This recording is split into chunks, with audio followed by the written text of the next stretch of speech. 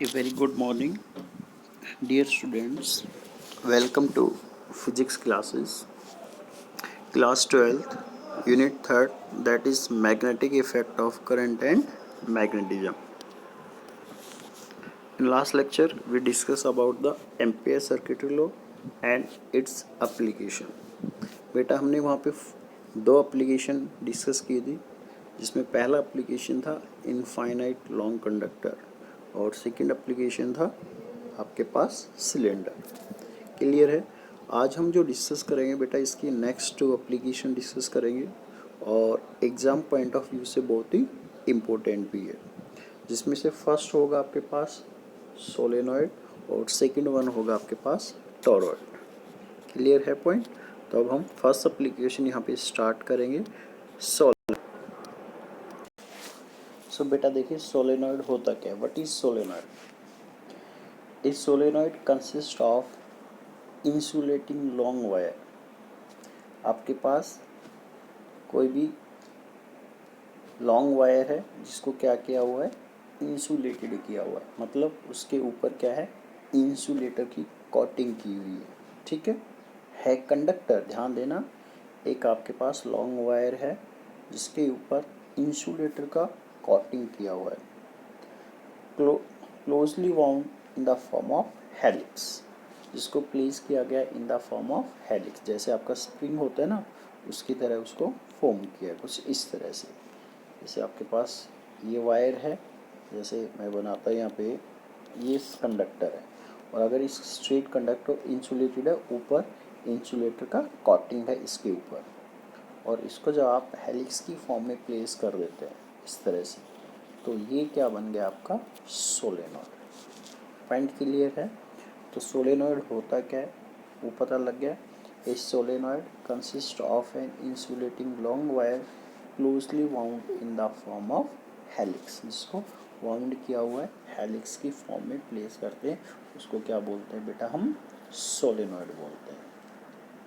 If its length is very large as compare to its diameter, जब इसकी length जो है ना बेटा बहुत ही ज़्यादा होती है as compare to its diameter, तो इसको हम क्या बोलते हैं बेटा, आइडियल सोलेनॉइड। क्या कहा जाता है बेटा इसको, आइडियल सोलेनॉइड। आइडियल सोलेनॉइड कब होगा, जब उसका लेंथ क्या होगा बेटा, बहुत ही ज़्यादा होगा as compare to its diameter. तो देखिए ये कुछ डायग्राम बनाया हुआ है, जैसे ये आपके पास, ठीक है, कोई भी नॉन कंडक्टिंग मटेरियल ले लिया आपने और इसके ऊपर क्या कर दिया आपने, इस वायर को लगा दिया इस तरह से, जैसे स्प्रिंग लगाते हैं बेटा, इस तरह से हमने लगा दिया।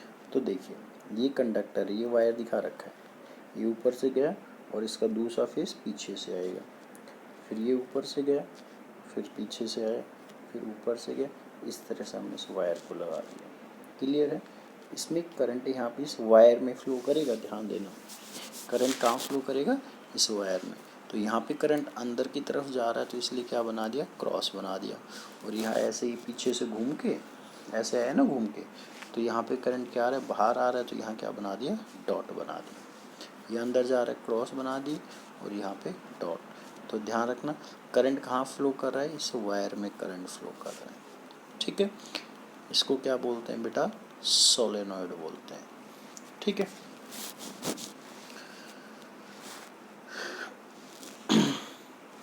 अब इम्पोर्टेंट पॉइंट क्या है, अगर हम बात करें आउटसाइड द सोलेनॉइड, जैसे ये आपके पास सोलेनॉइड है मान लीजिए, ठीक है, इसके ऊपर आपने वायर लगाया हुआ है ऐसे, ठीक है। तो हम बात करें क्या, आउटसाइड द सोलेनॉइड। सोलेनॉइड के आउटसाइड मैग्नेटिक फील्ड कितना होता है बेटा, 0 होता है। Outside the solenoid magnetic field कितना होगा बेटा, 0 होगा। मैग्नेटिक फील्ड कहाँ एग्जिस्ट करेगा, बिटवीन द सोलेनॉइड, इसके बीच में एग्जिस्ट करेगा। Inside the solenoid magnetic field exist करेगा। आउटसाइड मैग्नेटिक फील्ड कितना होगा, 0 होगा।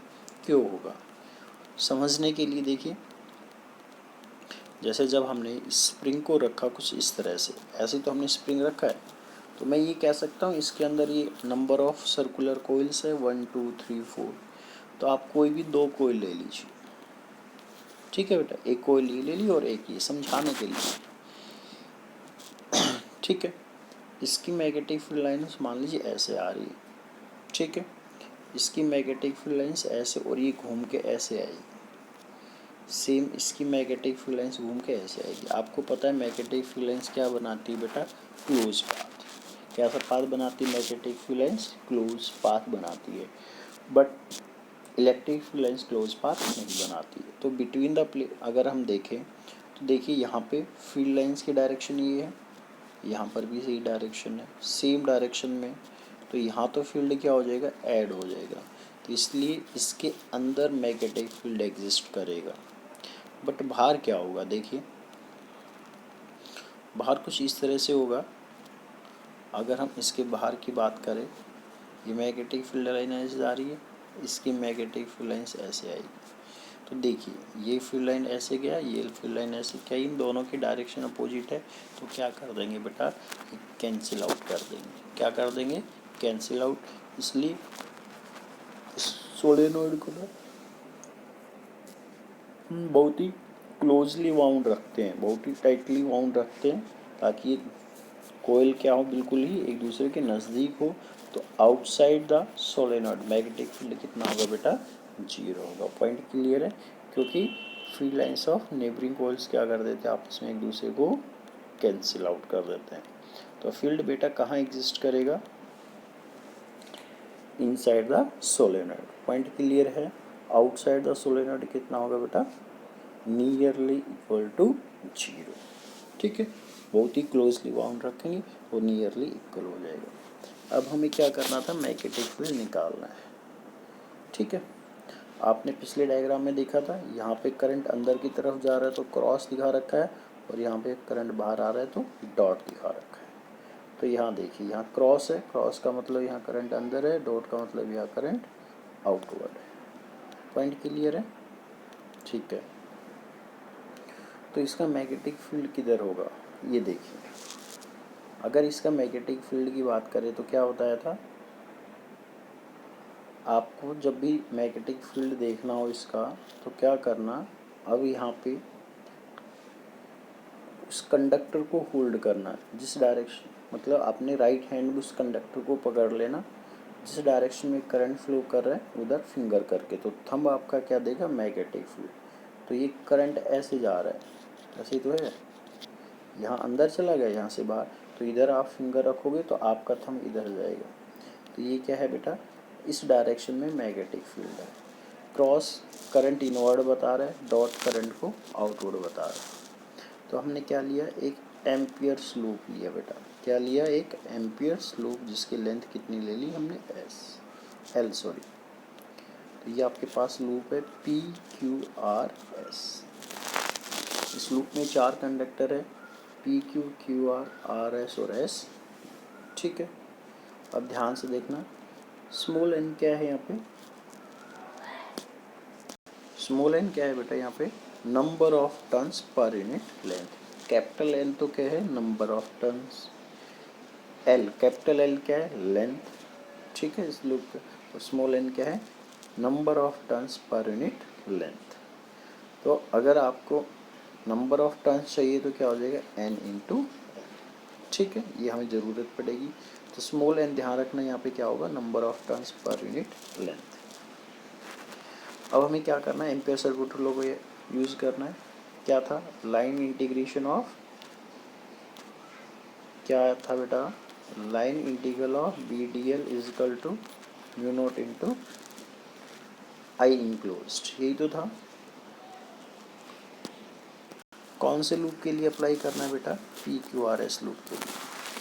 तो PQRS B dot DL, P से Q, Q से R, R से S और S से P, ठीक है, PQ QR RS और SP, ठीक है, 4 है ना कंडक्टर, ध्यान से देखिए डायग्राम में, PQ QR RS और SP 4 है, तो चारों का टोटल हमारा इक्वल होगा।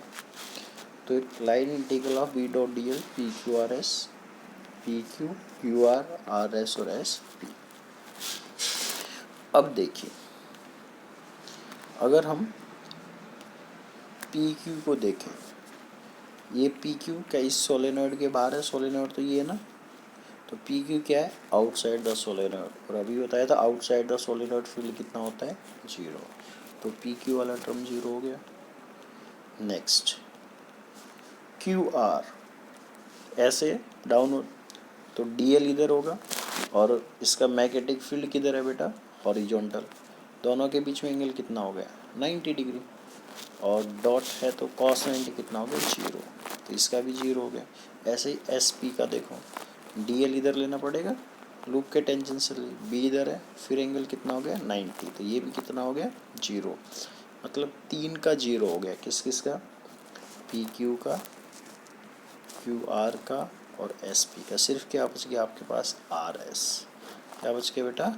R S. आर एस में डी एल इधर होगा, बी भी इधर ही है, तो थीटा कितना हो गया? 0। और इसकी लेंथ कितनी ले रखी हमने बेटा? एल। तो पी क्यू 0 हो गया था, क्यू आर 0 हो गया था, और एस पी 0 हो गया। तो ये तीन 0 हो गए थे, सिर्फ ये बच गया था B dot B integration B D L cos theta. यहाँ कॉस 0 था, 1 हो गया, तो बी भाले integration of D L. Integration of D L का मतलब बेटा टोटल लेंथ। अब इसकी लेंथ कितनी है? ये तो एल ही ले रखी है ना, तो इंटीग्रेशन ऑफ डी एल का मतलब हो गया एल। सो बी डॉट डी एल क्या होता है? म्यू नॉट इंटू आई इंक्लोज्ड। ठीक है, तो म्यू नॉट, ठीक है, बी इंटू एल। इधर तो क्या हो गया? बी इंटू एल, ये लिखा हुआ, mu not I into number of turn से मल्टीप्लाई कर दो तो एन इंटू एल। एल से एल क्या हो गया? कैंसिल। तो बी कितना आ गया? Mu not N into I. Small N क्या है बेटा? Number of turns per unit length है, ये ध्यान दे लेना। स्मॉल एन क्या है बेटा? Number of turns per unit length. Point clear है? कर दोगे? इस टाइप को ध्यान से देख लीजिए। म्यू नॉट इंटू आई होता है, अगर एन नंबर ऑफ टर्न्स है तो एन से मल्टीप्लाई हो जाएगा, और कैपिटल एन की वैल्यू कितनी है? Small n into l. ठीक है, इधर कितना था? बी इंटू एल, एल से एल कैंसिल हो जाएगा। So b is equal to mu not n I आपका मैग्नेटिक फील्ड है ड्यू टू द सोलेनॉइड। अगर इसके एंड्स पे हम बात करें तो वैल्यू कितनी हो जाती है बेटा? हाफ हो जाती है, क्योंकि कितने एंड है इसके? 2 एंड है। ठीक है, तो with in the solenoid magnetic field constant होता है। एंड्स जैसे जैसे आप बाहर आएंगे डिक्रीज होती जाएगी, और एंड पे वैल्यू कितनी हो जाएगी? हाफ हो जाएगी। तो ये क्या बन गया बेटा? बन गया। ठीक है, अगर मान लीजिए आपने अभी तक क्या माना था हमने? क्या यूज करके चले हैं बेटा? तो वहाँ पे कोई भी मीडियम नहीं है। मतलब हम क्या मान के चले थे बेटा? कि एयर और वैक्यूम है। अगर मीडियम होगा तो इस म्यू नॉट की जगह सिंपल क्या आएगा? म्यू आएगा। और म्यू की वैल्यू कितनी होगी? Mu not into mu R. Mu not क्या है? एब्सोल्यूट मैग्नेटिक परमिबिलिटी, और म्यू आर क्या है? रिलेटिव। तो बी क्या हो जाता है? मीडियम प्लेस करने पे मैग्नेटिक फील्ड क्या हो जाता है बेटा? इंक्रीज हो जाता है। ठीक है, तो magnetic field due to a bar magnet और magnetic field due to solenoid आपको एक जैसे ही दिखाई देते हैं। तो आप ये कह सकते हैं कि सोलेनॉइड बिहेव करता है just like a bar magnet. किसकी तरह बिहेव करेगा? Bar magnet. सेकेंड टॉपिक है बेटा टॉरॉइड। जो एंडलेस सोलेनॉइड होता है ना, कौन सा बेटा? एंडलेस सोलेनॉइड, उसी को क्या बोलते हैं बेटा? टॉरॉइड बोलते हैं। क्या कहा जाता है? Endless solenoid. या फिर क्वेश्चन ऐसे भी आ जाता बोर्ड में, टॉरॉइडनल सोलेनॉइड। टॉरॉइडनल सोलेनॉइड का मतलब टॉरॉइड ही कर रहे हैं आपको वहाँ पे। एंडलेस सोलेनॉइड, टॉरॉइडनल सोलेनॉइड एक ही बात है, that is torrid. So torrid, जब आप सोलेनॉइड के क्या कर देते हैं बेटा? दोनों एंड को कनेक्ट कर देते हैं, तो क्या बन जाता है? Endless solenoid. इसको क्या नाम दिया गया है? टॉरॉइड कहा गया है। क्लियर है? तो ये इसका डायग्राम है कुछ इस तरह से। कुछ ये तो कोर वाला पार्ट है, जिसके ऊपर हम क्या लगाएंगे बेटा? वायर प्लेस करेंगे। इसके ऊपर क्या किया आपने? वायर प्लेस की है, इस तरह से आप वायर प्लेस करेंगे। ठीक है, थोड़ा 3D डायग्राम है ये। तो आपसे इधर इसके अंदर मैग्नेटिक फील्ड पूछा जा सकता है, इस कोर के अंदर पूछा जा सकता है और बिल्कुल बाहर पूछा जा सकता है। 3 रीजन होंगे मैग्नेटिक फील्ड, इम्पोर्टेंट है, ध्यान देना बेटा। 3 रीजन क्या क्या होंगे, एक तो बिल्कुल आउटसाइड वाला पार्ट, एक कोर वाला पार्ट मतलब जिसके ऊपर वायर लगाया हुआ है, और एक ये अंदर वाला पार्ट। तो कितने अलग अलग जगह पे 3 लूप लेने पड़ेंगे। तो मैं कुछ डायग्राम इस तरह से बना देता हूँ अलग से। ओ इसका सेंटर होगा, तो पहला पॉइंट P1 मान लो, इसका डिस्टेंस रेडियस R1 मान लो, दूसरे की कितना मान लूँगा R2, और तीसरे की कितना मान लूँगा R3। अब ध्यान देना, स्मॉल n क्या है, वही number of turns per unit length है, तो n is equal to capital N by 2πr। Length of circle कितना होता है 2πr, तो capital N is equal to होगा n इंटू 2πr। पहला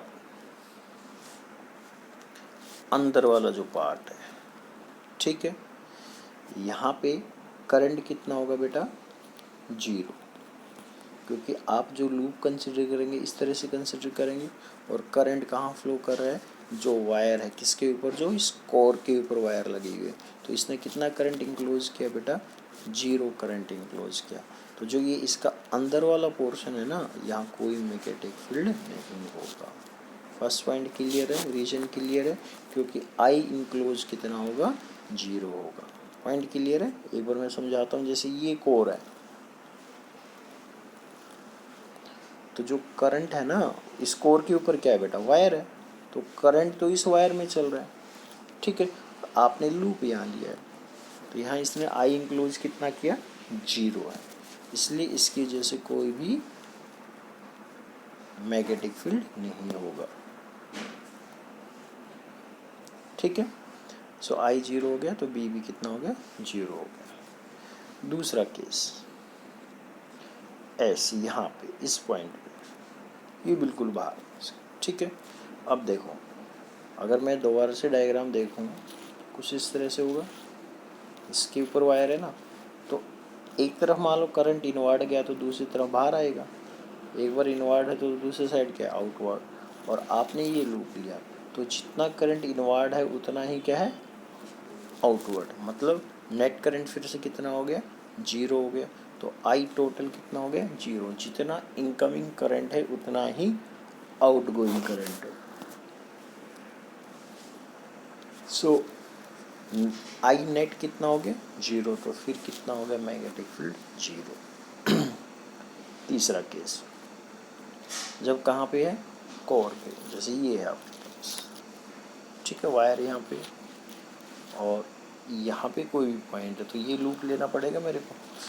तो या तो जो इनवर्ड जा रहा है वो करंट क्लोज होगा, मतलब इधर जो अंदर की तरफ जो भी होगा, इनवर्ड है तो इनवर्ड, आउटवर्ड है तो आउटवर्ड, तो वो करंट इंक्लोज होगा। मीडियम है तो उस मीडियम का परमेबिलिटी आएगा।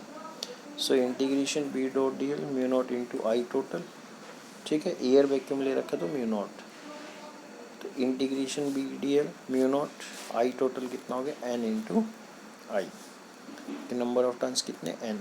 सो b integration of D l कितना हो गया बेटा 2πr mu naught small n into 2πr into I, r से आर क्या हो जाएगा कैंसिल, पर R2 ले रखा है तो दोनों ही R2, ये ध्यान रखना, कुछ भी ले सकते हो। तो कितना आ गया फिर से b is equal to mu not n आई।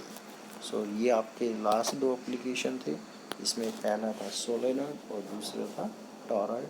जो एंडलेस सोलेनॉइड होता है उसी को टॉरॉइड कहा जाता है। तो मैग्नेटिक फील्ड दोनों की वजह से कितना होता है बेटा म्यू नॉट एन आई। डेरिवेशन आता है बेटा न्यूमेरिकल भी, अगर मीडियम होगा तो म्यू नॉट की जगह सिंपल म्यू आएगा, उस मीडियम का फर्क, ठीक है बेटा। ये आपका थर्ड यूनिट का फर्स्ट पार्ट यहाँ पे कंप्लीट हो